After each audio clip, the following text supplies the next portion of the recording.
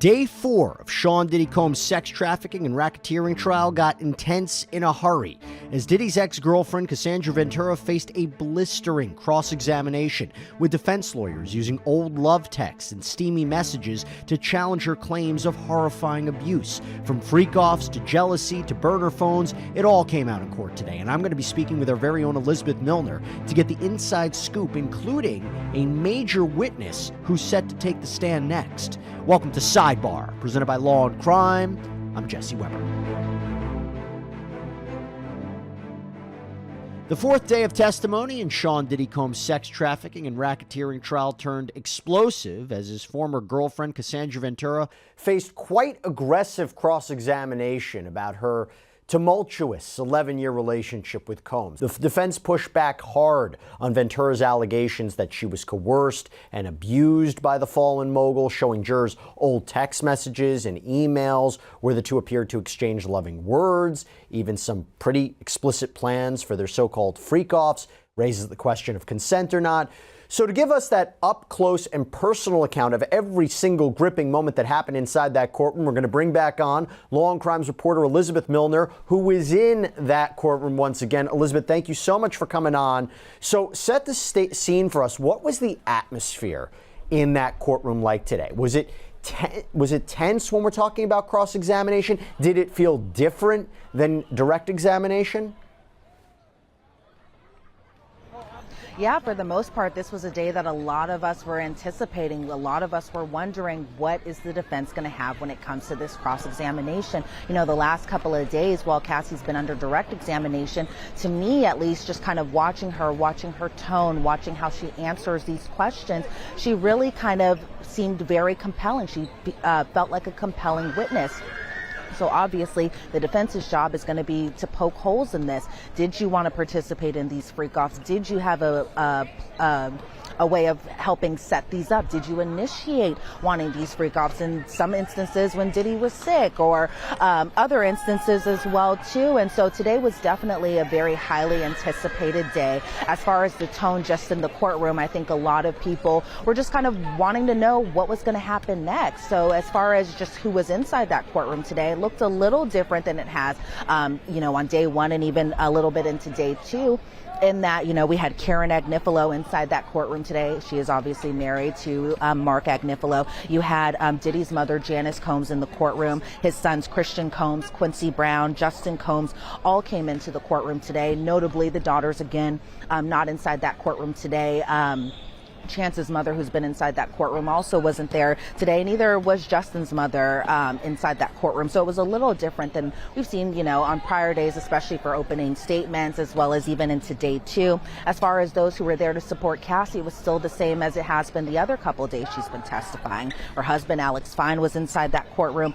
Cassie's brother was inside that courtroom, as well as Cassie's mother and her attorney, Doug Wigder. As far as even when Cassie came into the courtroom today, you would think that maybe she would appear nervous or just a little shaken, depending on, what to expect really from what the cross-examination would look like. But she appeared very cool, calm, and collected, just similar to how she has been on the stand these last couple of days. She just walked up to the witness stand. The judge reaffirmed that she is still under oath, and so she just sat there. And even when Ana Maria Esteveo was asking her question, she, for the most part, appeared cool, calm, and collective. Her tone was still the same, even during, as far as comparing it to her direct testimony, where, she was very soft-spoken. There were times, she wasn't saying yes or anything like that. Instead, she was saying yep or mm-hmm. And she just appeared, again, very soft-spoken. She appeared that she didn't seem nervous, at least from what I could see of her. Of course, there were some moments where you could kind of feel that she was uncomfortable, especially when it came to these graphic text messages that were being displayed, but she didn't feel comfortable necessarily reading them out loud. And it makes a lot of sense, right? This was, it appeared that these were private messages between people who were dating, people who were together for a years-long period. But just keep in mind, even to now, she is married to somebody else. And, her husband was in that courtroom. And so I could tell that there was a little uncomfy moments when it came to especially some of those graphic tests or those graphic text messages that were being displayed in court today. But as far as the tone goes, just overall, it appeared just kind of like another day in court. I'm assuming that, Cassie kind of knew what to expect as far as where the defense would go, what type of questions that they would ask her, knowing that they would try to poke holes into her credibility. But again, she appeared cool, calm, and collected while on the stand. No emotional moments or anything like that. No points where she appeared visibly agitated or angry. Just, for the most part, asking clarifying questions. Can you repeat that? Can you ask it a different way? Can you talk about what time frame this was? Oh, I don't remember these text messages. And so that was kind of most of the tone throughout most of the cross-examination today. Hey everybody, this is a law and crime legal alert. Did you know that children are being diagnosed with serious conditions like type 2 diabetes and non-alcoholic fatty liver disease? And the research is potentially linking ultra-processed foods to this? Yeah, well, Morgan & Morgan is stepping in to fight to hold these food companies accountable. With decades of experience fighting large corporations, they are ready to stand up for the families who deserve justice. So if your child under 21 has been diagnosed with type 2 diabetes or fatty liver disease, then visit www.forthepeople.com/food or scan the QR code on screen to learn more. So before we get into the substance of what the cross-examination was about, there are two other groups of people I were curious about how they were reacting throughout the day. How were the jurors reacting during the cross-examination from what you could see? And how was Diddy reacting during the cross-examination by his defense counsel? As far as I could see from the jurors today, they seemed at some points a little bored. It seemed at some points they're kind of wondering what's happening next. I think even when the text messages were shown, a lot of them were very much analyzing them. A lot of them had direct focus onto the computer screen in front of them, just so that way they could read all the messages, even the more graphic, sexually explicit messages. I saw there were sometimes some jurors were doing, the tennis match look, where they were either looking at Cassie, who was on the witness stand, then looking at Ana Maria Esteveo while she was asking the questions, kind of doing a back and forth. Meanwhile, some other jurors were just laser focused on Cassie and just what she had to say and how she responded to the cross-examination today. As far as Diddy goes, Diddy, just like every other day, is very much participating in his defense, very much so passing off notes to his defense attorneys to kind of hand over to Esteveo, who was standing up doing the questioning. He very much so was intently looking at either Cassie or the exhibits in front of him, especially when it came to those sexually explicit text messages, or even just the text messages and the emails back and forth with one another. And so just like every other day, Diddy is very much so participating in his defense, because as the defense has pointed out a number of times, that Cassie is a very critical witness to the case. Mark Agnifilo said she is probably the most key witness in this case, somebody that, they wanted to make sure that they were doing a thorough cross-examination of her, because Diddy's life somewhat depends on this, because, they were making the point that he's facing a life sentence if he's convicted. And so they wanted to make sure that they were asking every single question that they needed to ask. Do I think that was necessarily accomplished? I'm sure we'll get to that in just a second. But for the most part, as far as Diddy goes today, he was definitely participating like usual. Yeah, and look, she is the number one witness. What do I mean by that? She's the star witness. She starts at the start of this trial. I believe this case rises and falls with her testimony. She is making up a number of the counts that he's facing right now: racketeering, sex trafficking. Her testimony would help support those, and also help support transportation to engage in prostitution. The prosecution needs her to testify, which is why I believe one of the reasons they want her to testify so early is because she's 8.5 months, 9 months pregnant. They got to make sure she gets on the stand before something happens. Now, you mentioned the text messages. This day was filled with text messages. Elizabeth, I'm going to ask you what we learned about these text messages. I'll leave it to you how graphic you want to get about them, if they're, depending upon what the value is. But what were the text messages? What were the value of the text messages? What was the defense doing with these text messages? And by the way, emails too. So communications between Combs and Ventura. Talk to us about that. Yeah, it was a lot of messages today, a lot of things that were read inside that courtroom. First, starting off with messages first with Ana Maria Estevao, asking Cassie, so you love Diddy? She said yes. And he loved you? She said yes. You called him Sean. You knew the real Sean. And Cassie said, can you repeat? And then along the lines answered the question that, she knew the Sean that other people didn't see. When they started getting into the email correspondence and text correspondence, they went all the way back to 2008. One email that said, I'm a very lucky woman, and I'm going to kind of paraphrase this email because it was a lot going on. Cassie said, I'm a very lucky woman. I miss you, and I'd fly wherever you needed me to. I love you. And then she signed it off, Cass. They showed a 2009 email that Diddy had written to Cassie, and this was the baby girl and the pop email correspondent and nicknames that they had for one another. Diddy said, I love you so much, it makes me cry. And then Cassie responded, you hungry, pop. And so I think what the defense was trying to do, at least with these initial messages, is just kind of show that there was love and there was affection there. But just think about these time frames and these dates. This was around the time that the two had first started dating, and I felt like it kind of played into what she had said under her direct testimony, that she did care about Diddy, that she did love him. She's been very honest about that that she felt like the two were in love, especially at the beginning of her relationship. There was one message from 2010. Cassie wrote, going to sleep so tomorrow will be faster, and kind of saying tomorrow will be faster so I can see you soon. Diddy responded, I love you so much. I never knew it could be like this. Cassie responded, I'm so happy. We're so in love. There was another message, this one from the year prior.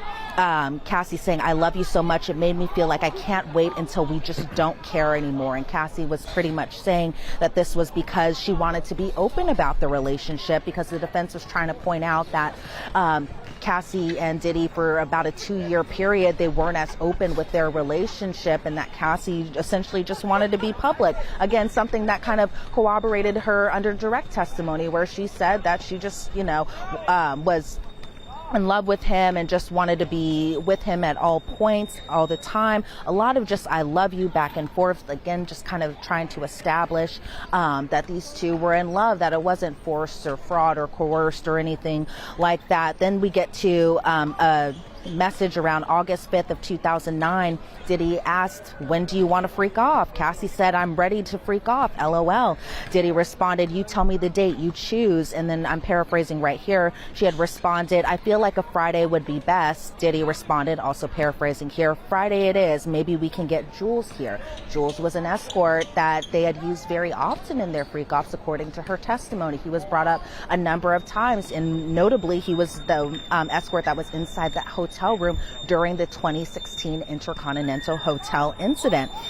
There were other messages that went into, Diddy had a subject line that said, what are you thinking about? And then Cassie responded in a very kind of sexually explicit way that I'm not going to repeat on air. You could definitely feel like I was kind of peeking into what their history was like, especially in those intimate moments, and how the two would correspond about wanting to be with each other in an intimate way. And so a lot of those messages were displayed in front of the jury. The jury saw them. Us in the gallery, we saw these messages as well too. There was a 2009 email that Diddy had wrote to Cassie saying, I want you to feel safe to let go. And Cassie wrote, I like that. I want to give you the same. In order to be more open with the things that we do in bed, I need to feel safe like home, like this is my husband, and this is the only man that will ever have this aggressive / sexual side of me. I'm nervous. I'm just the girlfriend that you get your fantasies off with, and that I just don't get that other part. And then she wrote ... anymore, at least. And she kind of at least to me, in my perspective, appeared a little apprehensive about doing these freak offs. She was asked by the defense, do you have a fear that you guys wouldn't go public, you guys being Cassie and Diddy? And she said, I guess she thought about this. Again, this is around that 2009 time frame when the two were still kind of under wraps there. But she said that the freak offs were kind of an integral part of her relationship, and that essentially she just wanted more. There was a part where they had talked about her 21st birthday. Her 21st birthday is pretty important because that was the first time the two had kissed. That's first time that she had kissed Diddy, because remember, she had met him 2 years prior to that time. She said that this was again at her birthday. Big names, like a name that we had seen in the People and Places list from jury selection. Dallas Austin was at her that birthday party. Britney Spears was at that birthday party, and they were all brought by Diddy. She was asked about her financial situation around that time, and she said essentially she was doing well. She was, modeling. She was doing other things, and then they kind of touched base a little bit about her prior relationship even before Diddy, and that was with a producer named Ryan Leslie.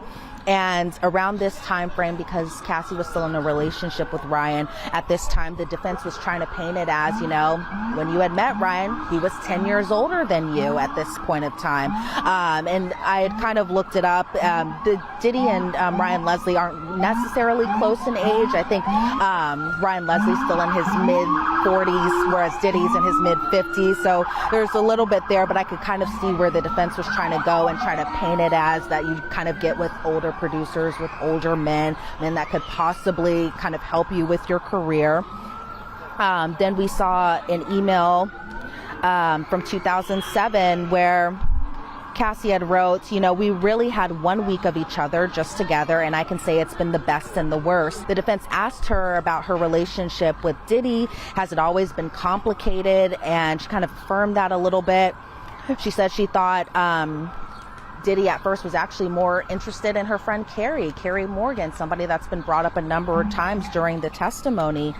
And so as far as a lot of these messages, part of it, when I was sitting inside the gallery today, I was kind of like, where is this going? They were just reading text after text after text. It was bunches of pages, to the point I think the judge was kind of like, why are we, we need to find like a better system of getting Cassie to read these messages so that way there's not a holdup, because it was just so much messages to the point where sometimes you were trying to connect the dots and wondering what's happening. And so the presentation was a little messy on my end, at least from what I could see, that I was just kind of like, where is this going? And there were just so many points that I felt like they could talk about instead of these messages, but it seemed like they wanted to get in front of these messages, provide context that Cassie was actually in love, that at times that she had set up these freak-offs even on her own, at times when even Diddy was sick. And so these messages were just all over the place, and at points I was just kind of like, where is this going? Because it really was so much. So I don't know how the jury felt listening to all of these today too.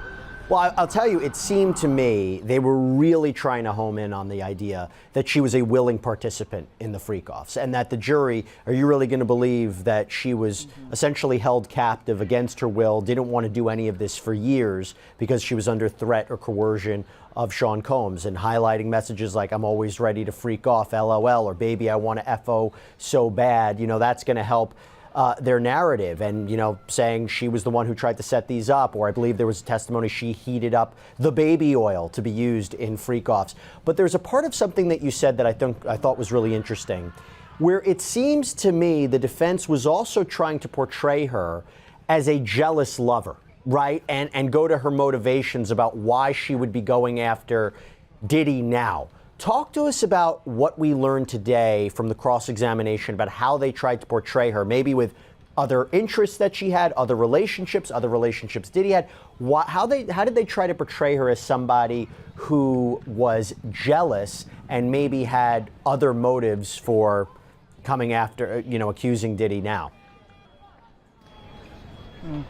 Well, they definitely brought up Kim Porter a couple of times today. Kim Porter is a big name because she is the mother of a few of Diddy's children, including the twins, including Christian. And so Cassie had said that she had learned that Diddy had actually left a freak off to go see Kim Porter. Again, by this time, she was still the mother of his children. She admitted to being a little bit jealous of Diddy's relationship with Kim. And she said especially this kind of happened during the holiday time, because Diddy always spent the holidays with Kim Porter, with his children, something that, surprisingly, Cassie kind of mentioned that Diddy and Cassie didn't spend much time together with his children. Instead, the children were always with Kim Porter, and this was something that she was a little bit jealous of, that she wanted to be around him and see she wanted to be around him be around his family and get all parts of him. And so, she did admit that she was a little jealous. We learned about Gina today. Gina is another central figure a little bit, and I've done a couple segments about Gina because Gina had previously gone on a podcast and spoken with a blogger talking about how her relationship with Diddy was, where she had alleged that Diddy was physically abusive with Gina. She had alleged that Diddy would refer to Cassie as the good one and Gina was the bad one. So for hearing from Cassie's perspective about the whole Gina situation, Gina was somebody that Gina was somebody that Diddy had seen while he was still with Cassie, somebody that was a focal point of from her perspective of the jealousy. And so Cassie had learned that Diddy was seeing Gina. Cassie learned about this because of social media. And she said that Diddy initially denied seeing Gina, but learned that he was still seeing her during a point where she had told him to stop seeing her. And she called Gina actually a main problem in their relationship. And so this was around the 2013 timeframe where Cassie said to Diddy, "You make me feel like a side piece. I'm happy with you no matter what," because Cassie thought she was the main girlfriend. She thought she was the only girlfriend. She didn't realize that he was seeing other people. She said that not even surprisingly, she said that he had actually lost his temper when Diddy thought Cassie was cheating, but then when Cassie confronted Diddy about his cheating, it was like, deny, deny, deny. Another point of contention between their relationship was that, the two were on and off for an 11-year period.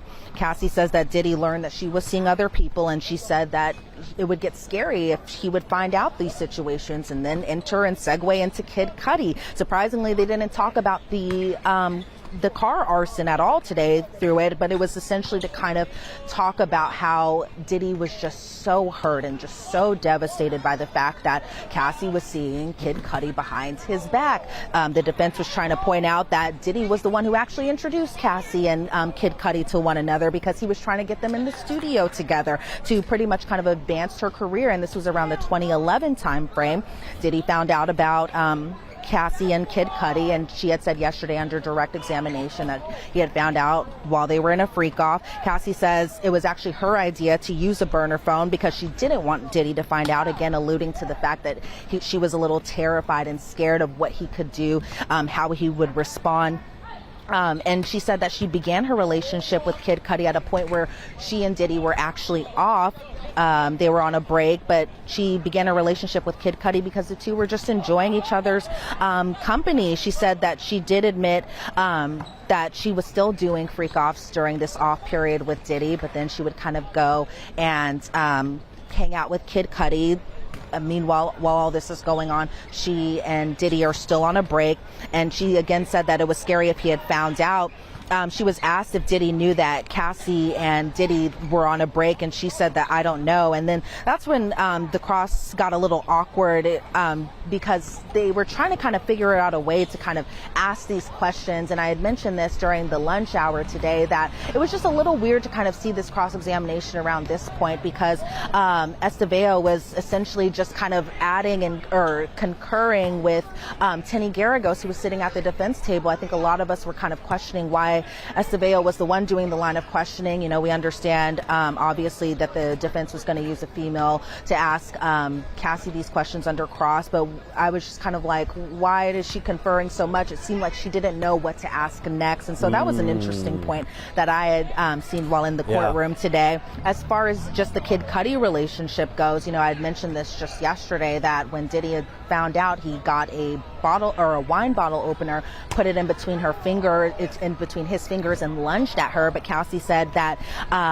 he had made no contact when he had lunged at her with the bottle opener. She said her relationship with Kid Cudi the entire time was just about a month, and she got back together with Diddy. She was asked, was the relationship offensive to Diddy because of Kid Cudi's stature in the music industry? And Cassie was kind of like, well, yeah, because Diddy wasn't cheating with other celebrities. And Cassie responded, I don't really know. The Kid Cudi relationship hurt Diddy, according to the defense, because Diddy was the one who introduced them, put them in the studio together. And so the defense was saying that Diddy brought up Kid Cudi a lot after they got back together, and he especially would become angry over the holidays, recalling the Kid Cudi relationship because this was around the Christmas time frame of 2011. Cassie had mentioned by New Year's the two being Kid Cudi and Cassie were already broken up.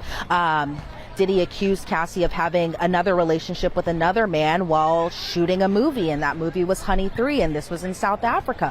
I bring back the people and places list that was talked about during jury selection. Why? Because this was when Michael B. Jordan was named, and Diddy was apparently a little annoyed by the relationship that Cassie and Michael B. Jordan were having together while they were shooting this movie. And Cassie had even said around this time that she and Diddy weren't even together when she went off to shot the movie. She broke things off. Why? Because she had seen a picture that he was still with Gina. She was sent a video about that while Diddy and Gina were seen at Revolt Fest together because somebody thought that that was actually Cassie. And so Cassie had sent kind of a nasty message to Diddy's entire staff that she thought were family, staff that she had thought had her back. But then when seeing these pictures, knowing that this was a point of contention in their relationship, she said she got upset about it because she thought the staff was her family and thought they were kind of in on this. And so those were a lot of the focus of just the other people who kind of played a role into just the tension that was displayed in the relationship between Cassie and Diddy. And yeah, they questioned, it seemed to me, a lot of her motivations. They brought up the November 2023 lawsuit to suggest you knew this was going to ruin his career, right? Now, there was a large section of the testimony regarding drug use. And I couldn't tell if it was to suggest that, hey, Combs isn't responsible for your drug use. You know, one of the things he's charged with, right, is alleged he used drugs to make victims more compliant, drug trafficking, one of the underlying crimes of racketeering. And I'm curious how they had that whole conversation regarding drugs. Was it just to suggest, you know, she had a drug issue herself that was her own problem? Or was it also to suggest, hey, he had a drug problem and that explains a lot of his behavior, which if I understood it correctly, is interesting because I'm not sure I quite understood where they were going with that. I have an idea of where they were going with that, maybe to explain away some of his actions that they originally said were indefensible. So talk to us about what we know about all the drug use. What was the conversation about that? What was she questioned about? Yeah, the drug use was also pretty prominent, especially during the afternoon portion. She was questioned, and I feel like the questioning along the lines, to your point, Jesse, was trying to paint her out to be kind of this drug addicted person during the time frame. They were questioning her. Did she use drugs when she was with Diddy? Did she use drugs without Diddy? Did she use drugs when she was with her friends? Oh, do you not remember these questions or these answers because you were addicted to drugs around that time period? And so there was a point where Cassie had said that there was a time that Diddy didn't want Cassie to do drugs, even though she still was, or even though that Diddy still was. The defense says Diddy didn't want you hanging out with a certain friend. The friend's name was Bonna. Bonna is also a pretty important name into this story. I had covered her when she had filed her civil claim against Diddy. Bonna was allegedly hung outside of a balcony by Diddy when he was going through a rage period, something that Cassie had talked about in her direct testimony to yesterday. And the defense was trying to say, well, you and Bonna, you guys did a lot of drugs together. And Cassie at this time was saying, you know, she was doing opioids. Meanwhile, Bonna, according to Cassie, provided these drugs like opioids. Meanwhile, Bonna did cocaine, according to Cassie.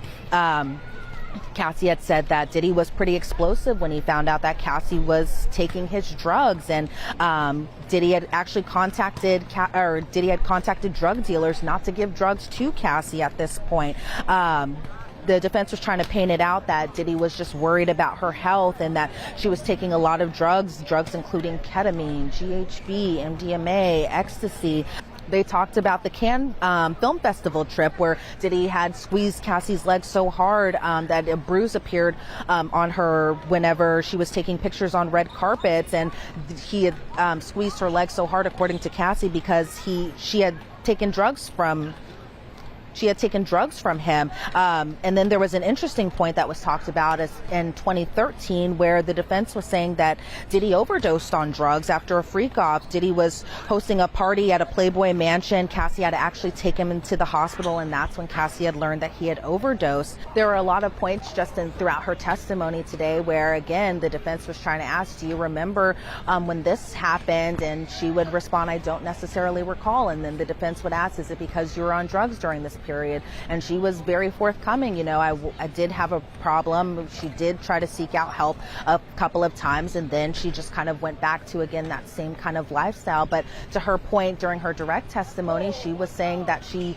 used these drugs to cope with just having to do these hundreds and hundreds of freak offs, some that would last for days at a time, some that could last for a long period of time. But I thought it was interesting, the whole drug conversation today, mainly because they even discussed withdrawing from drugs, especially because of the amount of drugs that both Cassie and both Diddy were taking, and even kind of insinuating that the reason that everything had happened at the 2016 or happened at the Intercontinental Hotel in 2016 was because just a few days earlier than that, Diddy was sick, and they were saying, they being the defense, was trying to paint it as Diddy was sick because he was going through withdrawals, and that made him agitated, that made him irritated. Meanwhile, at the same point, they were trying to say Cassie was insinuating doing these freak offs, kind of making it seem like she was asking for what had happened to her, as far as just him being so aggressive and violent with her. Because again, we've all seen that surveillance video, but I definitely think the defense was trying to paint it as Diddy was going through withdrawals at this point, and that's why he became agitated and irritated, and that's why he had attacked her on that day. It's something that, you know, it shocked everyone when we had seen that video. Still shocking seeing it inside that courtroom. They didn't show it today during the cross-examination, but they definitely were talking about the 2016 incident, especially towards the end of the day today. Yeah, I don't quite buy that one, right? The idea he was going through withdrawal kind of explains what happened in 2016. Didn't you say in the opening statement that video was indefensible? I feel like they might have stretched a little bit too much there. But look, the text messages, the conversations, communications, not ideal for a prosecution case. Not the end of the case, but not ideal for a prosecution case. So it's kind of a mixed bag in terms of, you know, how much the cross-examination helped the defense. I will say, I thought it was interesting, real quick on this, Elizabeth. Didn't they say, hey, you know how the prosecution was insinuating Diddy had all control over every aspect of her life, including her appearance? Well, the defense, didn't they seem to suggest, no, there might have been legitimate feedback he was giving, right? Yeah, definitely. They were trying to paint Diddy kind of talking about his stature within the industry, essentially saying that, you know, Diddy was somebody who had a lot of reign in terms of the culture. A lot of people sought out his advice. A lot of people went to him for fashion advice. So they were trying to make it seem that, you know, Cassie, from her perspective, was saying that Diddy controlled every single aspect and manipulated every single aspect of her entire life. Meanwhile, the defense was trying to say, I mean, look, it wasn't just you going to Diddy for fashion advice. It was other people who were interested in taking fashion advice from him because, again, of just how big his stature was at the time. They were saying that he did so much for the culture and that he, you know, started a line like the Sean John line, and that was a very popular fashion line. And so the defense was, again, trying to make it seem that this wasn't manipulation. He didn't control what you wore, but you would ask him, you know, do I look good in this? What do you think of this outfit? And so, yes, to your point, Jesse, the defense was definitely trying to poke those holes into where they needed to poke them to kind of make the argument that this wasn't manipulation, this wasn't coercion, and this was something that two people just do normally in a relationship together. So that brings us now to scheduling, right? So we are not done with the cross-examination. It's going to continue tomorrow, but Judge Arun Subramanian not happy about this, right? So two things I want to end on here. Talk to us about what the whole conversation was in court about actually scheduling Cassandra Ventura's testimony. And I believe we may have an answer as to who is going to be the next witness who is a major witness in this case. Talk to us about it. I definitely think so. So during the lunch hour, I was talking about how the defense was saying that they needed an entire day of more cross-examination to a point that they could carry this all the way out into Monday. This was something that the government was visibly annoyed about because they were like, we had this scheduling talks for weeks, not even just weeks, but months. And they were trying to make the argument, they being the government, that they had known all along that Cassie needed to be off the stand by the end of the week. So they didn't appreciate that the defense was trying to drag this over into Monday. And so they came up with a solution, essentially, and just that they believe that the cross-examination beginning tomorrow will take up half the day, should wrap around the lunch hour. So still a few more hours of cross-examination to go through. As far as the redirect goes, the government affirmed today that the redirect may take no more than about 30 minutes or less. And so it looks like Cassie will finally be off the stand tomorrow if everything goes as planned. You just never know sometimes with the trial how long that these things can go. But yes, another big witness is being teed up kind of as we speak. And the government asked today, do we even need to bring in other witnesses tomorrow being Friday? And the judge was like, yes, get your other witnesses ready. And one of those big witnesses I can definitely say is going to be Dawn Richard, somebody who had filed civil claims against Diddy, somebody who had worked with Diddy for a number of years. She had worked for him for not even a number of years, for decades even, somebody that Diddy himself, when the civil suit was filed, called her a friend and essentially said that he was disappointed that she had even filed this civil claim against him. And so the prosecution said today that she would be one of the next witnesses to be testifying against Diddy. And so it'll be interesting to see kind of how that'll all play out. And so she should be one of the next witnesses. If she's not directly after Cassie, she'll be the following witness for sure. Yeah, and Elizabeth, I don't know if you have the answer to this. I'm not entirely sure. Is Dawn Richard one of the named alleged victims in this case? I say named. They're all using pseudonyms, except for, Cassandra Ventura and maybe one other. Do we know if she's one of the alleged victims in this case that makes up sex trafficking or racketeering or anything like that? I'm not necessarily sure, and that's mainly because when the prosecution was giving their opening statements, they had talked about the alleged victims, one being Cassie, one being Jane, that we presume to be alleged victim number 2, and then they were even talking about Mia, somebody who had worked for Diddy for a while, somebody that, according to the prosecution, Diddy allegedly sexually assaulted Mia while the two had worked together because she was somebody on her staff. So I'm not entirely sure if Dawn Richard is one of the victims that have been talked about, especially in the superseding indictment. But I definitely think she'll also be a very key witness in kind of piecing together her decades-long friendship that she had had with Diddy, as well as just kind of how he was, even just in a business aspect and a professional aspect as well too. And I think she was a witness to some of the allegations of Cassandra Ventura. And if I'm right about that, that goes to further corroboration. So it's not just the security guard who testified. It's not just the male performer who testified. Now you'd have Dawn Richard, who I think I'm right? I think she had testified, I think she had alleged before that she witnessed alleged abuse of Cassie at the hands of Sean Combs. Yep. Yeah, she did. In her civil claim, she alleged that she had seen Cassie with visible injuries on herself. She had said to Cassie that, according to her civil claim, that she had just wanted Cassie to be safe, essentially. She had said that she saw one instance where she was at Diddy's home. Cassie was cooking breakfast and Diddy threw a hot frying pan at her head. And so I definitely think she will be another central figure in kind of verifying Cassie's claims, especially the physical abuse that she endured. Not so much I believe about, the freak-offs and that extent, but definitely as far as the physical abuse goes, I think she'll be another key witness to kind of verify Cassie's claims. And that would make sense she didn't know about it, because what we heard today was Cassandra Ventura was not very open about these freak-offs until she ultimately filed her lawsuit. Elizabeth Milner, thank you so much, as always, giving us play-by-play, detail by detail of what happened in that courtroom. You are our eyes and ears.